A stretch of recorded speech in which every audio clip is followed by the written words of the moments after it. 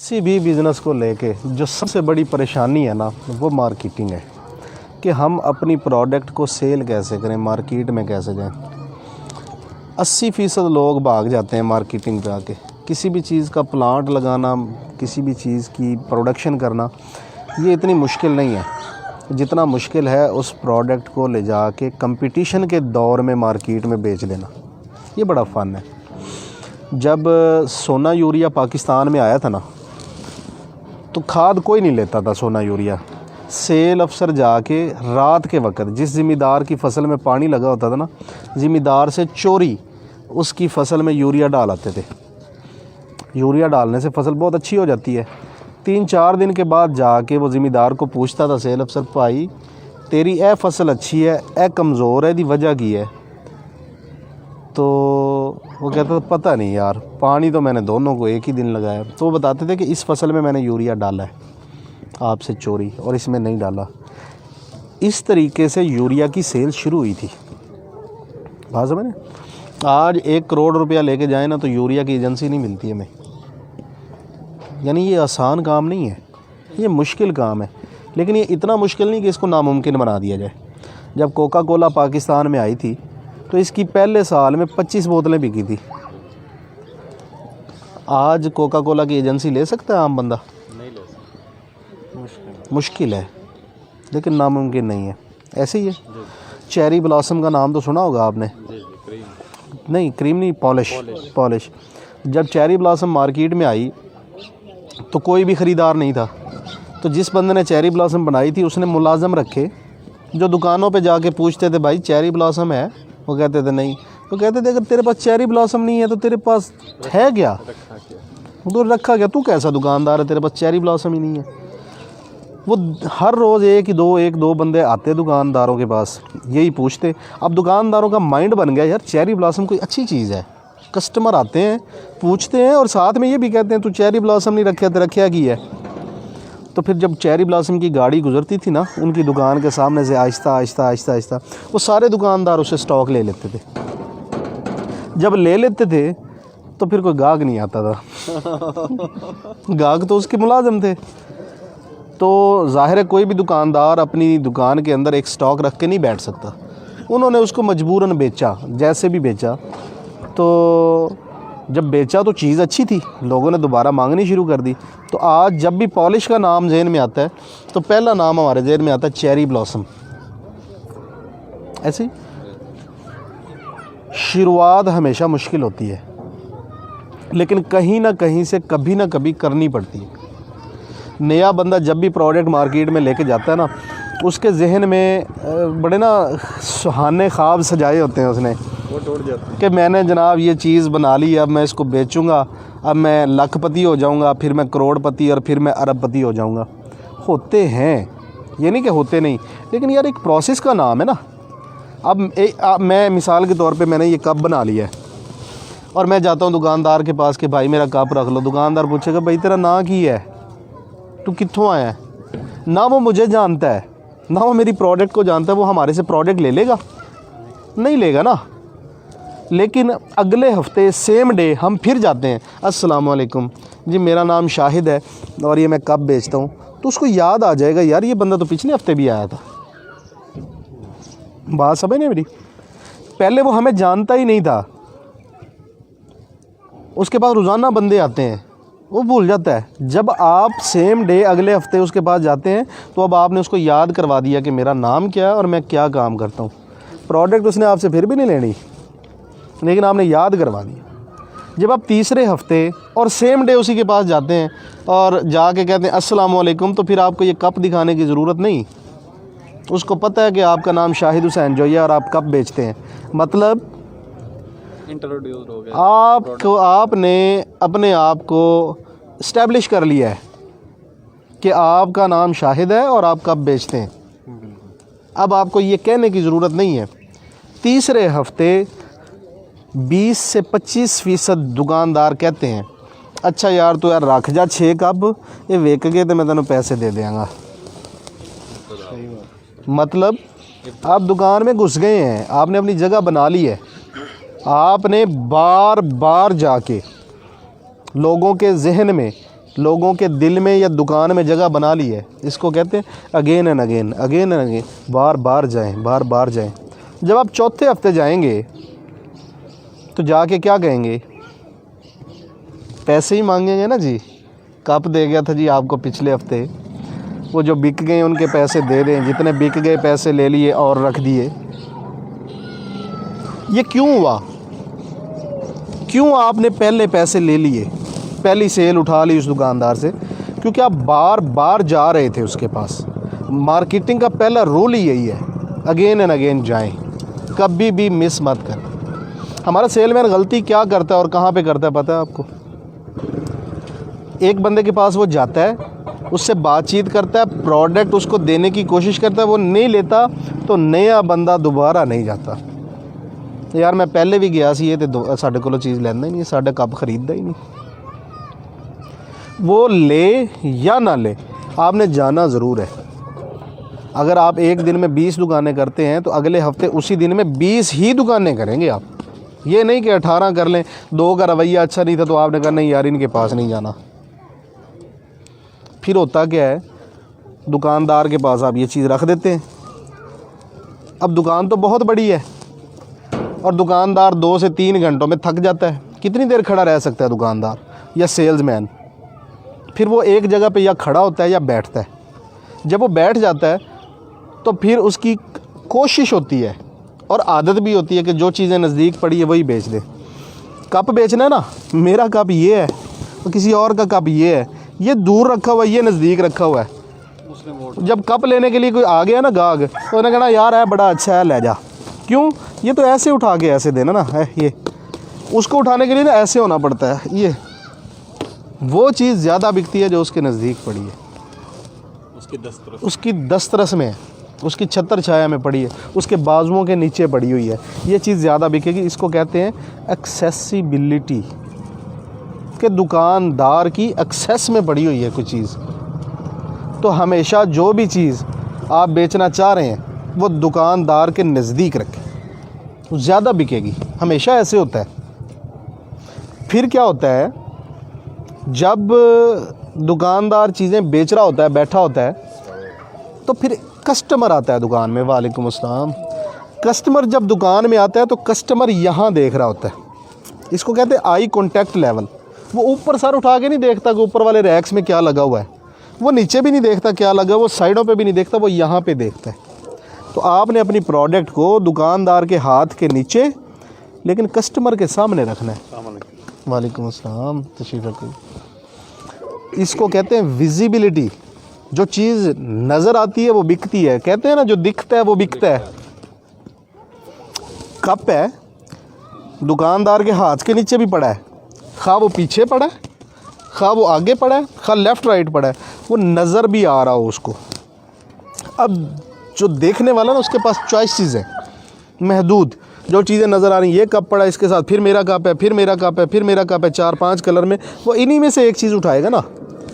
वो दूर जाके कॉर्नर में पड़ी हुई चीज़ को ना देखेगा ना उठाएगा। ठीक है, एक्सेसिबल भी रखना है और विजिबल भी रखना है। अब एक चीज़ है, दुकानदार जब कहीं भी किसी भी चीज़ को अपने रैक में रखता है तो वो जब उठा के देता रहता है तो वो चीज़ ख़त्म हो जाती है, रैक खाली हो जाता है। जब रैक खाली होता है तो दुकानदार उस रैक को भरता है। अगर तो आपकी प्रोडक्ट पड़ी है तो वो उठा के आपकी ही प्रोडक्ट रखेगा, लेकिन अगर आपकी प्रोडक्ट नहीं पड़ी तो वो इस रैक को खाली नहीं रखेगा, कोई और लगा, वो इसको, ये तो ख़त्म हो गया, वो इसको उठा के यहाँ रख लेगा। अब ये बिकना शुरू हो जाएगा। आपकी प्रोडक्ट का यहाँ होना, इसको कहते हैं अवेलेबिलिटी। आपकी अवेलेबिलिटी गई तो विजिबिलिटी गई, विजिबिलिटी गई तो एक्सेसिबिलिटी गई, एक्सेसिबिलिटी गई तो again and again, again and again सब ख़त्म। आपकी प्रोडक्ट हर वक्त दुकान पे मौजूद होनी चाहिए, वो विजिबल होनी चाहिए यानी नज़र आनी चाहिए, वो दुकानदार की एक्सेस में होनी चाहिए यानी उसके हाथों के नीचे रखी होनी चाहिए। वो चीज़ें ज़्यादा बिकती हैं। सेल्समैन का रवैया बड़ा मैटर करता है। हमारे सेल्समैन क्या करते हैं, मोटरसाइकिल पे हों, कार पे हों, कैरी डब्बे पे हों या वो पिकअप पे हों, हमारे अब मैंने अक्सर देखा है, मोटरसाइकिल वाला आया, दुकानदार के सामने मोटरसाइकिल रोकी है, हाँ चाचा नहीं, चलो जी, ये क्या हुआ है चाचा नहीं, और गया। भाई बाइक खड़ी करो, नीचे उतरो, अस्सलाम वालेकुम चाचा, अस्सलाम वालेकुम भाई, क्या हाल है छोटे भाई, क्या हाल है बड़े भाई, आप ठीक हैं, तबीयत से ठीक है, अच्छा वो आपको आज चाहिए, कब चाहिए, कुछ सेल हुए हैं कब, नहीं यार आज तो सेल नहीं हुई, अच्छा मैं स्टॉक को सीधा करके रख देता हूँ, कब थोड़े टेढ़े हुए पड़े, मट्टी आई पड़ी है, अपने स्टॉक को उठाएं, कपड़ा मारें, सीधा करके रखें, ना दें स्टॉक उसको। 2 मिनट 4 मिनट 5 मिनट दुकानदार के साथ गुजारें, बातचीत करें। बातचीत करने से क्या होता है, अनजानापन जो होता है ना, जिसको हम कहते हैं खौफ जो होता है, वो ख़त्म होता है, कुर्बत बढ़ती है। जब कुर्बत बढ़ती है, तल्लुकात बढ़ते हैं, अच्छा इंप्रेशन पड़ता है, तो सेल्स बढ़ती हैं। लिहाजा कभी मत ऐसा करें कि गाड़ी दूर ही रोकी, मोटरसाइकिल दूर ही रोकी, हाँ चाचा, हाँ भाई, नहीं। जब भी बात करें तमीज़ से करें, अगले बंदे का नाम लेके करें। जब इतने सारे लोग बैठे होते हैं ना, जब मैं कहता हूँ ना बशीर भाई क्या हाल है, बशीर भाई को फील होता है अंदर से, गैर महसूस अंदाज से, कि यार मुझे रिस्पेक्ट मिली है। मैं कहूँ हाँ जी क्या हाल है, ठीक है यार, वो सामान लेना है, ये एक अलग चीज़ है। और मैं कह रहा हूँ बशीर भाई कैसे हैं आप, ठीक है बशीर भाई, थोड़ा सा सामान दूँ मैं आपको। बशीर भाई अंदर से खुश होते हैं, फील आती है। ये फील दें, फील करें, उसको फील करवाएं कि यार मेरी नज़र में आपकी एक अहमियत है, एक इम्पोर्टेंस है। बात समझ, अहमियत देंगे तो वो आपको अहमियत देगा, आपकी प्रोडक्ट को अहमियत देगा। अगर आप उसको अहमियत नहीं देंगे तो वो आपको अहमियत नहीं देगा। लिहाजा इन चीज़ों का आपने ख़ास ख्याल रखना है बेटे। दुकानदार हमेशा किसी न किसी परेशानी का शिकार होता है, उसको कोई ना कोई प्रॉब्लम होता है। आप जब उसके पास बैठते हैं तो बोलें कम, सुने ज़्यादा। अच्छा सेल्समैन हमेशा अच्छा सामे होता है। पहले ज़माने में हम कहते थे कि जो ज़्यादा बोलता है वो ज़्यादा अच्छा सेल्समैन है। ये गलत थ्योरी है। जो अच्छा सामे है वही अच्छा सेल्समैन है। ये भाई हैं, ये कप बेचता है कोई और बंदा, ये वाला, और ये कप बेचता हूँ मैं। अब इस कप को लेके इस भाई को क्या प्रॉब्लम्स हो सकते हैं, ये मैं उसी वक्त समझ सकता हूँ जब मैं इनसे बातें करूँगा, इनकी बातें सुनूँगा, ज़्यादा सुनूँगा, कम बोलूँगा। मिसाल के तौर पे जो बंदा इसको ये कप प्रोवाइड कर रहा है वो हमेशा पैसों का तकाजा करता रहता है, यार पैसे दे दो, पैसे दे दो, पैसे दे दो। ये इस दुकानदार का प्रॉब्लम हो सकता है। आप जब समझेंगे कि इसका क्या प्रॉब्लम है तो आप इसको आउट कर सकते हैं। कैसे?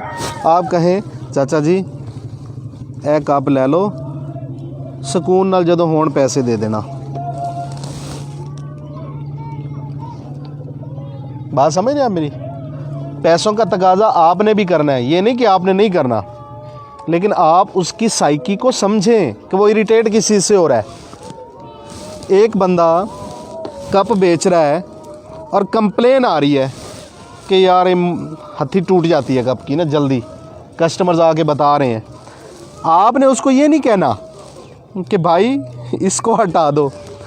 आप उसकी बातों से जब अंदाज़ा लगा चुके हैं कि हथी का प्रॉब्लम है, आप बार बार कहेंगे चाचा जी यदि हथी बड़ी मजबूत है। आप ये नहीं कहेंगे कि इसकी हथी कमज़ोर है, मैंने ये समझ लिया, अरे इसकी हथी नहीं टूटेगी, ये मेरी गारंटी है। पैसे तो जो लेने देने हैं ना है ही, लेकिन ये जनाब इसकी हथी की कंप्लेन नहीं आई आज तक।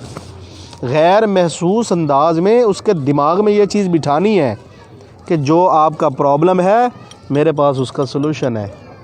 आप चीज़ नहीं बेचेंगे, आप अपनी प्रोडक्ट के ज़रिए उस बंदे के प्रॉब्लम का सलूशन बेचेंगे। सलूशन बिका तो ये साहब आउट हैं और ये इन है।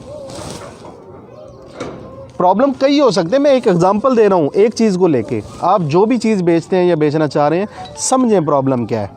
रेट का प्रॉब्लम हो सकता है, बंदे के बिहेवियर का प्रॉब्लम हो सकता है, अवेलेबिलिटी का प्रॉब्लम हो सकता है, या जो है ना मार्केट में से कुछ और भी कंप्लेंट्स आ रही हैं, ABCD। समझें, तसल्ली से बातचीत करें, आप सबसे अच्छे सेल्समैन बन सकते हैं। ज़रूरी नहीं है कि आप अनाड़ी हैं तो आप सेल नहीं कर सकते। मेरी ये 5 या 6 बातें याद रख लें, मेहनत शुरू कर दें। 1 महीने में नई प्रोडक्ट लेके नए बंदे हो के आप मार्केट से पैसा उठाना शुरू कर देंगे।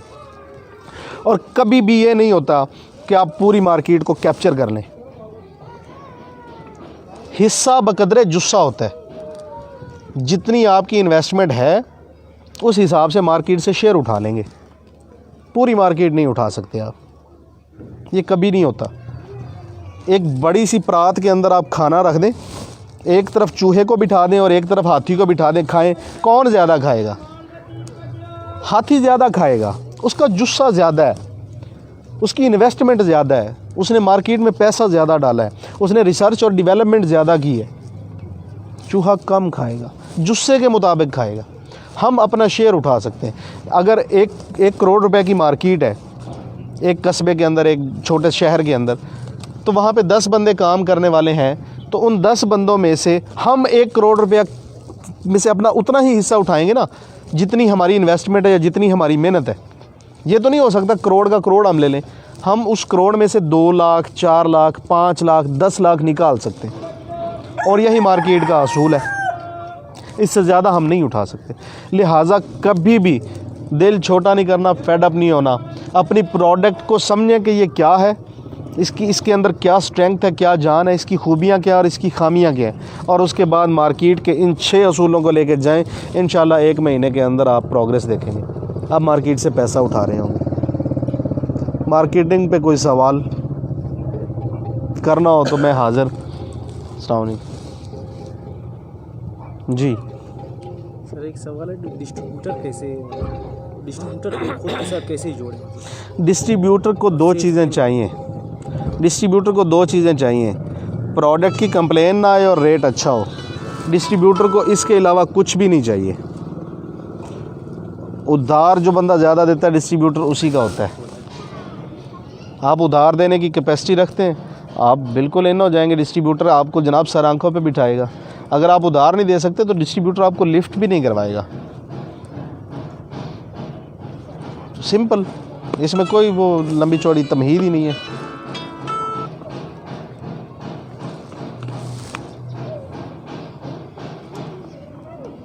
पहचान किवें की जा सकती डिस्ट्रीब्यूटर की कि ਅਸੀਂ ਉਹਨੂੰ ਉਧਾਰ ਦੇ ਰਹੇ ਹਾਂ ਤੇ ਮਾਲ ਸਾਨੂੰ ਮਸਲਨ ऐसे। डिस्ट्रीब्यूटर कदे भी पैसे नहीं रखता किसी दे। डिस्ट्रीब्यूटर ਜਿਹੜਾ ਟਾਈਮ ਦਿੰਦਾ ਉਸ ਤੋਂ 2-4 ਦਿਨ 5 ਦਿਨ ਉੱਤੇ ਥੱਲੇ ਤੇ ਕਰ ਸਕਦਾ, ਲੇਕਿਨ ਇਹ ਨਹੀਂ ਹੋ ਸਕਦਾ ਕਿ ਡਿਸਟ੍ਰੀਬਿਊਟਰ ਤੁਹਾਨੂੰ ਪੈਸਾ ਨਾ ਦੇਵੇ। ਉਹਦੇ ਕੋਲ ਜਿਸ ਟਾਈਮ ਸੇਲਮੈਨਾਂ ਦਾ ਰਸ਼ ਲੱਗਿਆ ਹੁੰਦਾ, ਜਿਸ ਟਾਈਮ ਮਾਲ ਲੈਣ ਵਾਲਿਆਂ ਦਾ ਰਸ਼ ਲੱਗਿਆ ਹੁੰਦਾ, ਉਸ ਟਾਈਮ ਜਾ ਕੇ ਉੱਚੀ ਆਵਾਜ਼ ਨਾਲ ਇੱਕ ਵਾਰੀ ਕਹਿ ਤਾਂ ਦਿਓ, ਉਹ ਭਾਈ ਤੂੰ ਮੇਰੇ ਪੈਸੇ ਕਿਉਂ ਨਹੀਂ ਦਿੰਦਾ? ਡਿਸਟ੍ਰੀਬਿਊਟਰ ਕਹੇਗਾ ਉਹ ਮੇਰੀ ਗੱਲ ਸੁਣ, ਚੁੱਪ ਕਰ, ਇੱਥੇ ਬਹਿ ਚਾਹ ਪੀ। ਉਹਨੂੰ ਆਪਣੀ ਇੱਜ਼ਤ, ਆਪਣੀ ਰਿਪਿਊਟ ਬਹੁਤ ਜ਼ਿਆਦਾ ਪਿਆਰੀ ਹੈ। अगर तुहाड़ी चीज़ ख़राब है वो तो कहेगा भाई तेरी चीज़ ख़राब है, चुक अपनी चीज़ और जा। लेकिन अगर तेरी चीज़ ठीक है ना, तेरा पैसे नहीं रखेगा। अगर ओदी रिप्यूट एक दफ़ा ये बन गई कि लोगों के पैसे खा जाता, किहड़ी कंपनी वो नज़दीक लगेगी? ये नहीं हो सकता।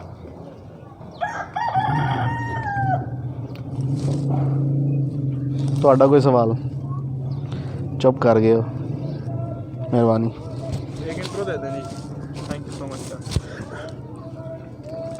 जी सर, थैंक यू जी। सवाल जवाब मेरा ख्याल कंप्लीट हो गए हैं। मार्केटिंग का टॉपिक क्लोज़ करते हैं, बाकी चीज़ें स्टार्ट करते हैं।